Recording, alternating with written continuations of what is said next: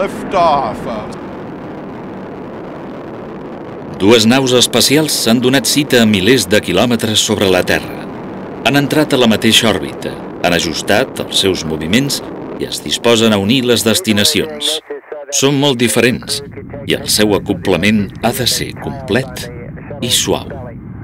És una operació molt delicada. Un xoc o un fregadís violent pot originar una catàstrofe. Quelcom semblant passa més a prop de nosaltres. Des de la pubertat, l'atracció vers l'altre sexe es desvetlla en tots els éssers humans. Déu va crear l'home i la dona amb igual dignitat, però diferents i complementaris. Què implica això? Significa que hi ha dues maneres diferents de ser persona. No és solament que els nostres cossos siguin diferents. També és diversa la nostra forma de pensar, de parlar, de sentir. Som éssers sexuats, és a dir, persones configurades per una sexualitat masculina o femenina que impregna totes les nostres cèl·lules, tota la nostra personalitat. Comprens ara per què no és el mateix dir sexualitat que sexe? Al nostre cos hi ha diversos òrgans. Cadascun té una finalitat pròpia. No és apropiat caminar amb les mans o pensar amb els peus. Aleshores, quin és el fi propi dels òrgans sexuals? No és el plaer, per bé que ho insinuï la tele. Tu menges només per plaer? Menjar serveix per a créixer, estar sans i mantenir la vida, i el sexe per a transmetre la vida.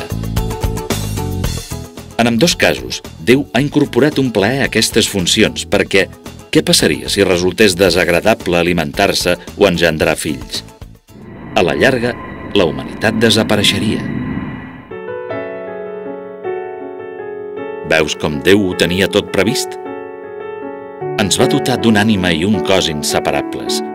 En la nostra ànima immortal hi va posar voluntat i intel·ligència, amb què podem dominar el món i també podem controlar el nostre instint sexual.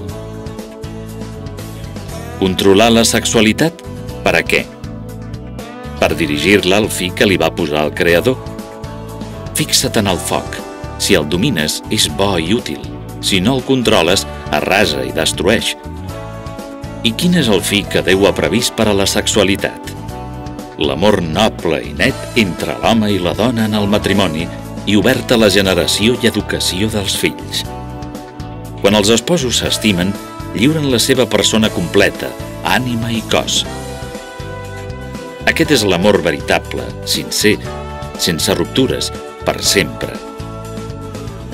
Per això, la sexualitat, quan es viu d'una manera veritablement humana, és font de vertadera alegria. Els esposos estan cridats a procrear, a participar de l'amor de Déu creador. Ell ens va ordenar: sigueu fecunds i multipliqueu-vos. Aquest manament es compleix quan els esposos es lliuren l'un a l'altre, en cos i ànima, amb un amor generós i fidel, sense posar obstacles a la vida. Així ho va voler el Creador. Així va dissenyar la nostra naturalesa.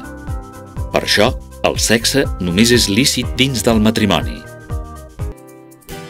Aleshores, abans de casar-se, sí, cal viure la castedat, és a dir, viure la continència sexual.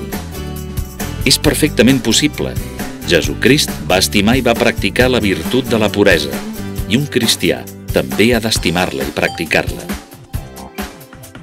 De vegades costa, igual que els pesen les ales als ocells, però sense ales no podrien volar.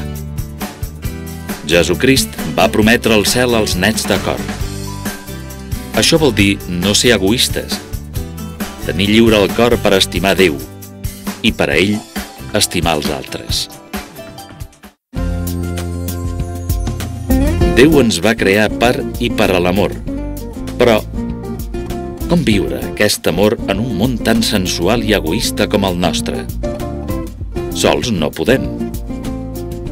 Per això Déu ens ha donat uns mitjans perquè puguem viure la virtut de la santa puresa.